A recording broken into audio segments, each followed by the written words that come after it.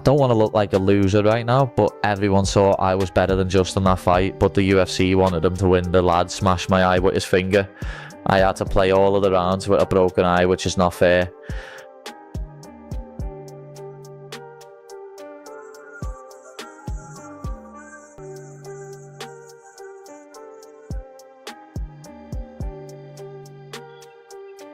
Do not get knocked. That Scalzer does not get knocked out. Hold on. My God.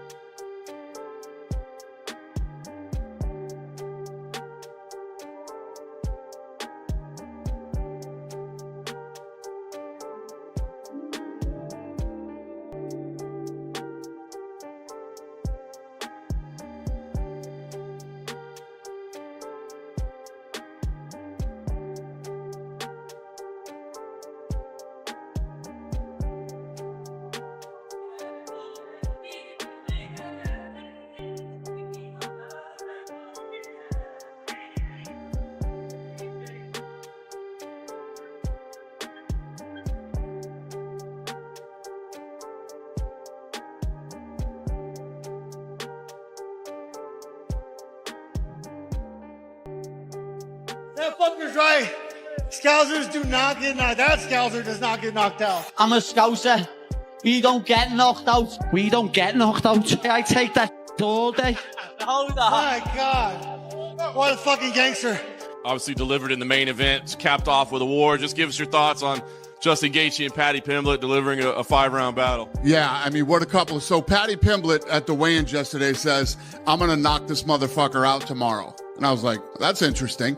And he never abandoned that game plan. Even when, he got dropped a couple times, I kept waiting for him. I'm like, he's eventually going to have to shoot and try to submit him. Now I didn't know Paddy Pimblett had a chin like that till tonight. And, yeah, absolute dogfight in a war, and much respect to both guys. We haven't seen Justin yet, so we don't know what his status is physically. But, I mean, is the interim, is the unification fight have to be next? Or is there a case if he's hurt and needs to be out for a while? Apparently he's 100%. So we sent Paddy Pimblett straight to the hospital, and then we're going to send Gaethje too. And Gaethje's like, believe me, I've been in plenty of wars. I'm good. So as far as we know right now, he's healthy. He took in and beat the bearded guy in a weight contest. Now that Paddy Pimblett and Justin Gaethje have gone head-to-head, the talk around this fight has clearly changed. What fans saw inside the cage did not play out the way most people expected before the fight. The gap between what was predicted and what actually happened is the main reason this bout quickly turned into one of the most talked about results in recent times. Sure there. You saw him do it to Michael Chandler. He's taken on the highlight, Justin Gaethje.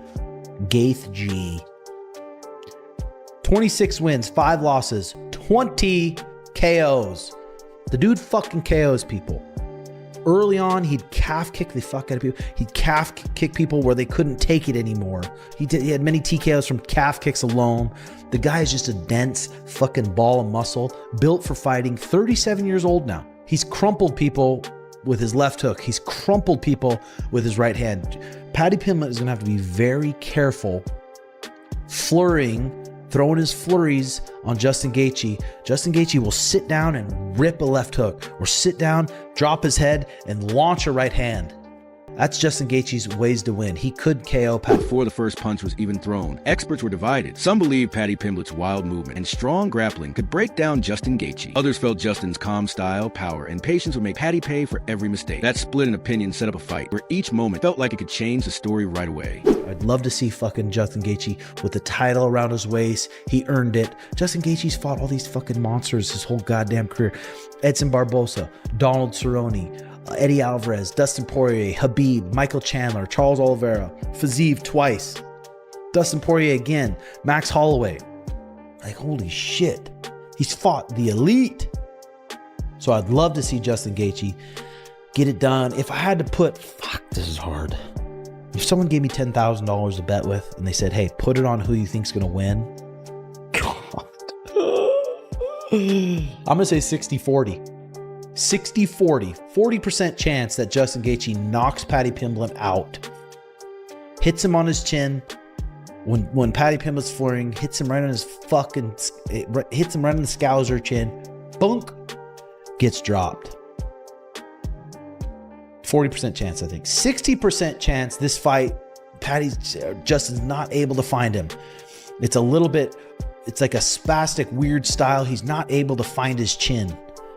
If Paddy Pimblett puts him on his back, it's going to be a long night for Justin Gaethje. Tim Welch broke down the matchup by looking at damage and timing. He focused a lot on Justin Gaethje's calf kicks and counter shots, explaining how early damage to the legs affects posture, movement, and defense. He also pointed out that Paddy Pimblett's aggressive rushes often left openings, and a calm striker like Justin only needs one clean moment to take advantage. At the same time, Tim Welch noted that as the fight went deeper into the round, it naturally moved towards scrambles and chaos. In those moments, Paddy Pimblett's confidence, grappling awareness, and comfort fighting off his back opened clear paths to winning, making the fight feel like a smart risk instead of a wild gamble. Younger, will youth be served with Pimblett? Maybe. Gaethje, experience, good striker. He's well-rounded everywhere, but he's got to use the assets of a smaller guy. We've seen it, where you got to box, you got to use your legs, you got to set traps. You know, he's got the capability of doing that. Outmaneuver, outflank Pimblett. You know, Pimblett, let me tell you, he has improved a lot over the last 2 years. He really has, bud. He has gotten better. He's gotten more. You could see he's come into his own. Confidence-wise, physically, he's in great shape. They usually all are. But he's improved. His striking has improved. He's a good wrestler, grappler. But he loves to strike. That's what's going to make this fight really interesting and good. They're both going to strike. I mean, for the most part, they're both going to strike. Teddy Atlas looked at the fight from a strategy view. He stressed that Justin Gaethje needed footwork, angles, and control, not long trades at close range. He also pointed out how much Paddy Pimblett has grown both physically and mentally, becoming stronger, calmer, and more at ease during long exchanges. While he praised Justin Gaethje's experience, Teddy Atlas still leaned toward Paddy Pimblett. He felt that youth and momentum often show up late in fights, especially when fighters get tired. He also believed Paddy had more space to adjust round by round without losing his style or breaking under pressure. I think youth might be served here. But I would go with the over on this because I think the over-under is like 2.5 rounds. How many? 2.5 rounds over minus 115. All right, listen. Again, we have a pretty good record here, but, you know, I mess up once in a while. I do. That's why it's gambling. But I like the over. I mean, if Gaethje fights the perfect fight, you never know. You never know. But I know who the judges are probably favoring. Oh, did I say that? I'm sorry. There shouldn't be anything about that. It should just be about what goes on in the cage or in the ring. But I can't help myself but think about things that I see. So maybe, Gaethje would really have to do a job, I think, to get it, which he could. But I think I'd probably favor Pimblett a little bit, but at the end of the day, if I had to put my bucks down... Max Holloway summed the fight up with one hard question. Could Paddy Pimblett take Justin Gaethje's power and keep going? If Paddy could handle the damage. Max felt he had the instincts to turn bad moments into grappling control and quick swings and momentum. At the same time, Max Holloway made it clear that Justin Gaethje does not need a lot of strikes to change a fight. Every clean punch or kick has real impact. That means one perfectly timed shot to wipe away whole rounds of work before Paddy ever found any rhythm. With Paddy... because if he can eat it, I can see Paddy catching Gaethje and maybe almost like a Oliveira fight, catch Gaethje, hurt Gaethje wobble, and then get to Gaethje's back or something, maybe sub him. You know what I mean? Like Paddy is very well rounded. He out wrestled wrestlers, he out grappled grapplers. He stands with you. He doesn't care. He throws. Everybody be like his chin is in the air. He takes shots, he takes shots and he still walk forward. How long will that last? We don't know. And that's the question I had to this fight.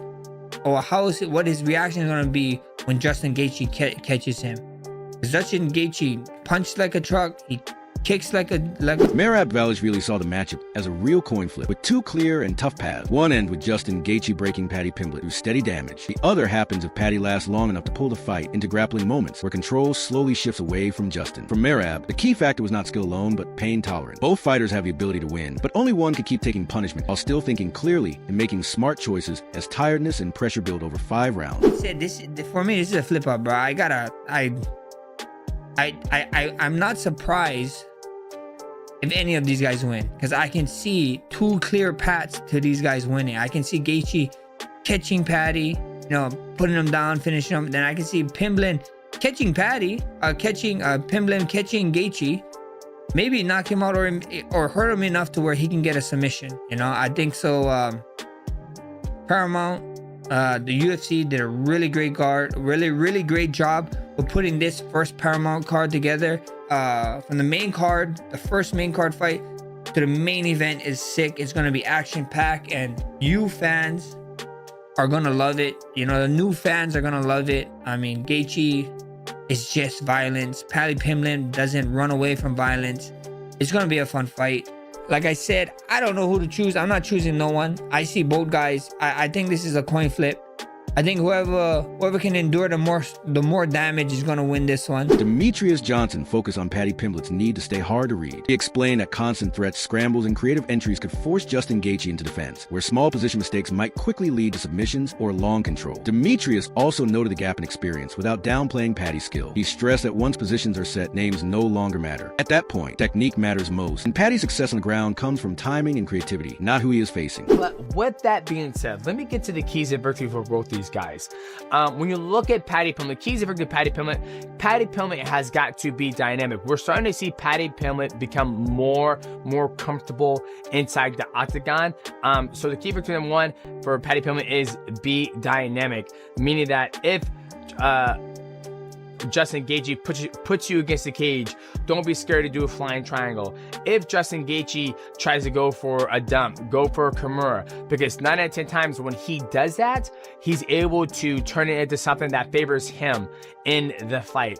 Key to number 2, grapple. When you look at Justin Gaethje's past fight, when people grapple him that have a good grappling ability, he seems to have hard times with grapplers, where people, when people drop him, Charles Oliveira dropped him, he crossed the void, jumped on him, got his back, submitted him with a rear naked choke. You look when he fought Habib took him down, passed his guard, mounted him, got a triangle from top and rolled to his back. Now I feel like Paddy Pimblett has that grappling ability that can oppose some problems to Justin Gaethje. This view was built on preparation and freshness. The belief was that a slower fight schedule gave his body time to fully heal and his mind time to stay sharp. That made him a very dangerous matchup for someone used to long, hard striking battles. When all expert views are looked at together, one thing stands out. Almost no one expected a safe or easy result. Every breakdown pointed to the same truth. One mistake, one scramble, or one clean shot was always going to decide the fight. Now that the fight is over and the result is final, the talk shifts from guessing to looking back. Fans are left asking if their expectations match what they saw, or if Paddy Pimblett and Justin Gaethje once again proved that certainty does not exist when skill, violence, and will meet at this level.